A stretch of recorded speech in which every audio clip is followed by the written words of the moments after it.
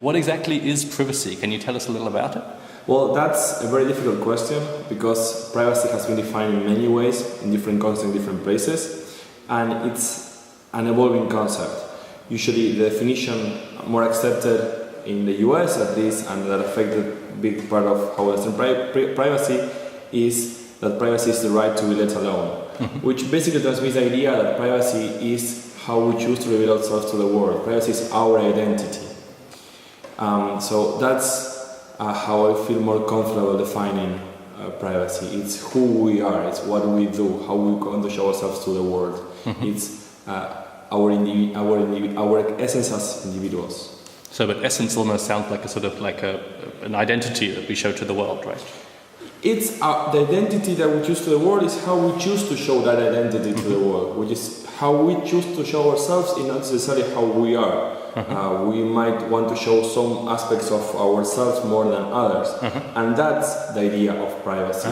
Problem is that it's very rooted on liberal concepts, so when you say right to be let alone, it's more easily understood contemporarily as the idea that no one should enter to your house without your permission. But privacy is not exactly that. Privacy is how we choose our identities. Fantastic. And I mean, it sounds like a concept that has sort of also developed a lot in the last 20 or 30 years, right? Yeah, privacy has been evolving because it has also been challenged by not only the internet but by technology in general. Because for example, social networks encourage you to share more information about yourself all the time. And some things that before used to be private now are normal. I mean, now it's normal for people that you barely know that just add you on Facebook to know which movies you like, which music you like, which places you frequent. And that used not to be like that in the past. And things that before we find creepy, now we might find normal. So that means, I guess, that people don't care so much about privacy now because they share everything on Facebook, so it's all become normal, right? No, I think when people understand what's happening with their information, they start caring about privacy. The things that most people do not understand what's happening. If you ever try to read the terms of service of Google or Facebook, the contracts that you need to sign to use the services, they're very hard to understand. You don't know what you're giving. And in fact, you're giving almost all the rights on your personal information, on your life, what you're sharing with them. And on top of that, they try to change the conditions of the services all the time. So things that in moment one you thought that they were for you were sharing it for 10 friends. In moment two, it seems like suddenly it's public, and you didn't change anything. So you have almost like no control. They can change it 1 minute to the other, and you don't really know what's going on. They do that often. Okay. It's very hard to keep track of that. So right. Only like really users that are really careful and have the time to read and are capable of understanding what's happening actually are able to track that. So I think that when people really start learning what's happening with the information, they start to be scared and start to be more careful of what's happening with the data. But you think that if lots of people knew what was happening with their data on Google and Facebook, they would change the way they act with these services? In my experience, I mean, it's very observational. When you explain people what's happening with their data and what companies and governments can do with that data, they start being more careful. You don't want, when you know what's happening with the information, you suddenly start realizing how important that information is. And not only because of control, just you were mentioning before the capacity of controlling your information. It's very difficult to delete information from Facebook, for example, or from Google. And things that today you publish on Facebook that you think, oh, okay, this is fine, this is not embarrassing at all, and it's fantastic, and I'll share with everyone, and I don't care if everyone sees it. Maybe in 1 year, that same information for your future you is very embarrassing, and you want to delete it. And maybe that month in your life you want to delete it, and Facebook won't allow you to do it in an easy way. It will ask you to click several times, it will give you several warnings, and they also tell you that if someone else shares that information with someone else, if someone clicks on the share button, that information is not yours anymore. It's from someone else. So when you start learning all of this, automatically you start being more careful with that.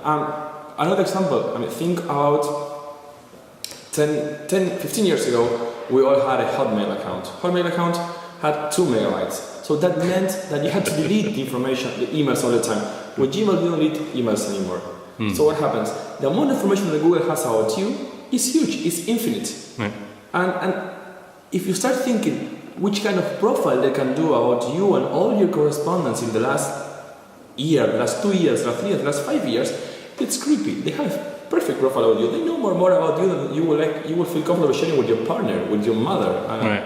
But that then also means, I guess, that if you share it with them once, then you've lost, right? So certain things, once you've sort of shared those details and they're accessible and they're shared among private companies, then it's gone, right? You don't have any control over it anymore.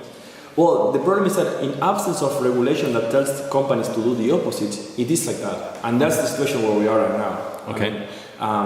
Although companies claim that you have the right to delete some kind of information, that right is never really enforced. It's never easy to do it. For example, Google doesn't encourage you to delete any information from the Gmail account. They just keep it there. I mean, you have space. Just read it, leave it, store it, but leave it there. Facebook does do the same thing. They allow you to delete a post in Facebook. But after 3 clicks, what if you want to delete everything you did when you were 15, the first time you opened your account in Facebook? Or what if you graduated from college and you want to delete all the info of your crazy partying?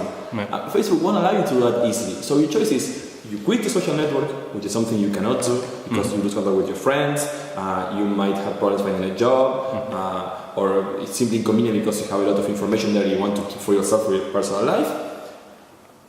Or you do 3-4 clicks for every post you make. Let's say you make 10 posts a week, which is very low. That's like 40 clicks to delete 1 week of information. Multiply that for 4 months a month, multiply by 12. You have to spend hours doing it. You're not going to do it. Unless you really, really care about these things, but you'd only care if you had the understanding, right? So their business is that you're never going to understand. And if you one day dare to try to delete something, it's going to be very difficult for you. So difficult, it's going to be frustrating. So you're not going to do it. It's quite an interesting business model. What are governments doing about that? Is there some sort of regulation that's coming?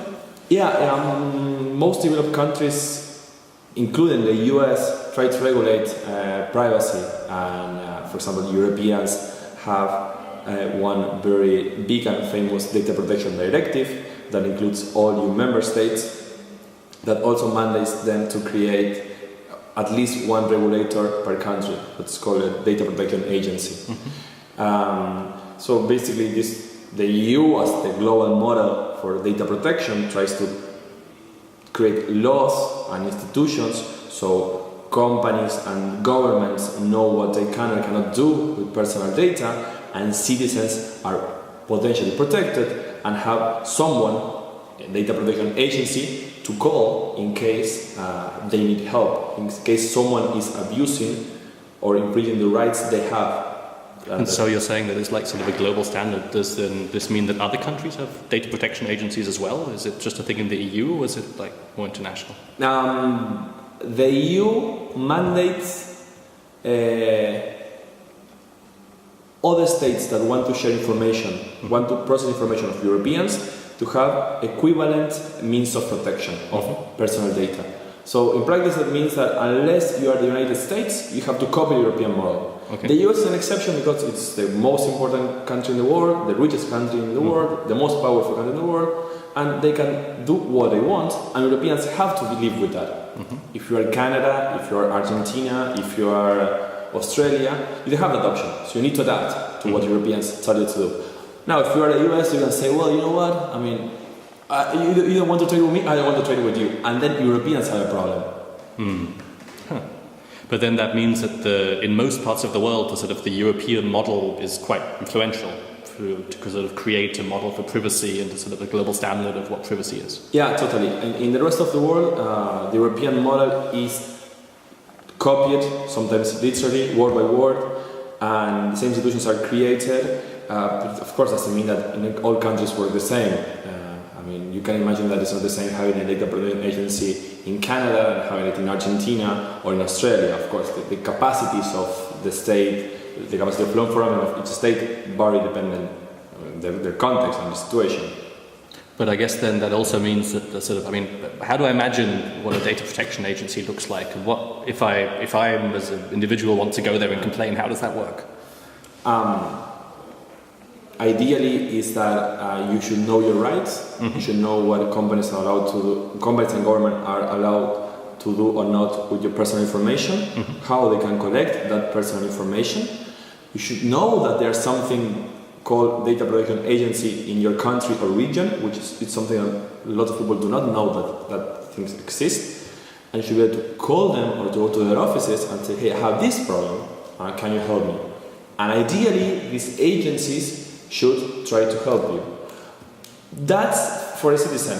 At the same time, these agencies should potentially, ideally, also be in charge of preemptive actions. So, knowing and tracking what companies do and what governments do, and also trying to help these companies and governments that want to comply with legislation to do it in the best way possible. You keep saying ideally, so what's the reality then?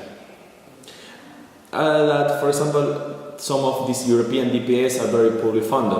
For example, a fantastic example of this is the Irish DPA. The Irish DPA, which is the country where Google and Facebook have the European offices, the European headquarters, has one of the lowest budgets of all the 27 national DPAs of the EU, of something around 1 million euros. It's located in a little town 80 kilometers from Dublin, shares a building literally with a supermarket, and of course you cannot expect that office to really help you. And it makes you wonder, do the legislators want that DPA to work, or they want the DPA not to work so companies are more free to do what they want with the personal information?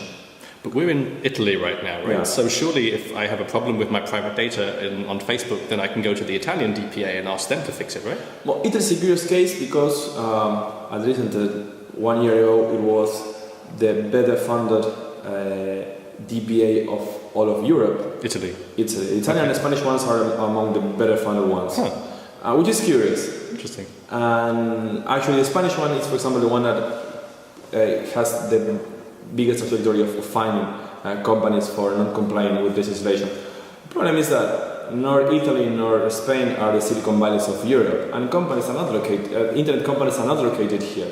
So while they try to protect their privacy, they have to rely to a certain extent into cooperation with the British and especially the Irish DPAs. And even if the British and Irish DPA have all the willingness in the world, and probably they have it, to protect your personal information of all Europeans, they don't have the resources. So even if the Spanish and the Italian DPA or the German DPA are very in theory very powerful and have lots of money, they need to cooperate with people that don't have the resources to do so. So of course that diminishes the general level of protection of all Europeans. Moreover, if I may, it would be also interesting to question what are the role between DPAs and companies in general.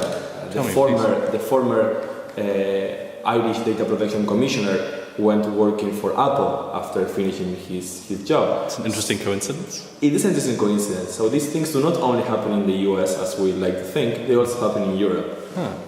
But then, since you're mentioning the US, I mean, you're saying that sort of things are a little bit different from the EU to the US, and that there's things work differently. Then doesn't the US have one of these data protection authorities, a DPA, like Europe? The US, let's a bit of context. Europe has 27 DPAs and a strong directive because it needed to have it in order to be able to enforce a digital single market. The story of Europe is based on the idea of construction of a single market. That may be good or bad, but it's how Europe moves. So when Sweden and Germany decided to create their own data protection legislation and make the data of Swedes and Germans only be able to be treated in countries with similar levels of protection, which is the same logic as Europe applies to the rest of the world, that meant that all the rest of European countries had to adapt. 20 years later, that meant it was a huge mess where each country had a different level of protection or no level of protection. So there was no single market. So the UK came and said, okay, you know what, we're going to have this same data protection directive for everyone, which is the same level of the same law for everyone, and we'll have these same structures for everyone. In the US, that never happened because the US has a single market because it's a single country. And the US counts with the Federal Trade Commission. And the Federal Trade Commission, in its Foundational Act, can act, because of the Consumer Act, can act against deceptive practices of companies. So if a company tells you that it's going to do A or B, or it tricks you to do something and it gives misinformation or it's deceptive in what they claim to do and what they do, then the FTC can go after that company and find that company and make audits to that company, and they do that quite often. In fact, European data protection agencies recognize the FTC as an equivalent DPA. So when they all gather together to talk, they invite the FTC from the US. So although legislators in the United States never wrote a law saying we have a DPA and DPA is the FTC or something new, the FTC has acquired that role, which is not that uncommon in how American politics work. American politics work in the logic of if it broke, don't fix it. So they continue doing the same. It's not that strange. And it's not that Europeans built their system because of some willingness to defend fundamental rights. It was just the need of the moment because you need to create a single market. Interesting. And then I guess just to come to the last question, there's been lots of debate recently about the sort of the new NSA program, PRISM, and we've only talked about private companies now. So if I want to, as a citizen, protect my private data from the American government or from the NSA, do I have any agency that I can go to who will protect me from them? From the NSA? No, but for example, does the FTC have any ability to protect people's privacy? Is there any agent who's able to deal with governmental invasions of privacy? Ideally, in the United States, you have the Privacy Act that should control that, and in the European Union, the European Data Protection Supervisor and the national DPAs should also be in charge of protecting what the government does with the personal information. Problem is that in the case of the NSA, is linked with national security. So when states start arguing that because of national security they have to do something, that those debates usually go really, really fast in the chambers, in the legislative chambers, and those regulations happen. The positive side of that is that with public debate, you could potentially fix what is wrong with state surveillance. Hardly is going to be any data protection agency able to protect you. It's probably going to be the legislative chambers and justice courts. What PRISM says about data protection is also that it's important to be careful not only of what the government does with the personal information and how the government collects personal information, but also how companies do it. Because at the end of the day, all of that can enter in the same bag. So when Google and Facebook collect information, they tell you, hey, don't worry, we're not going to chase you around. It's just for marketing reasons and it's for making our services more useful. Think that same information can potentially, and it's in fact we now know that it's used by state agencies for supposedly national security reasons. So it's not possible to distinguish between who collects the data and what for, when that data can be collected at the end of the day by the same actor, which is the state. I guess we're going to have lots more debates about this then to find a good solution to these issues. Of course, I think that if we delude ourselves thinking that just by learning how to use different software to protect ourselves is going to be enough, we're going to lose the general battle for our privacy. We need to have public debates, we need to have laws, we need to have regulation, we need to choose the right MPs, the right congressmen, the right MEPs to have the regulation that we need. Otherwise, companies and surveillance fanatics will win. Thank you very much.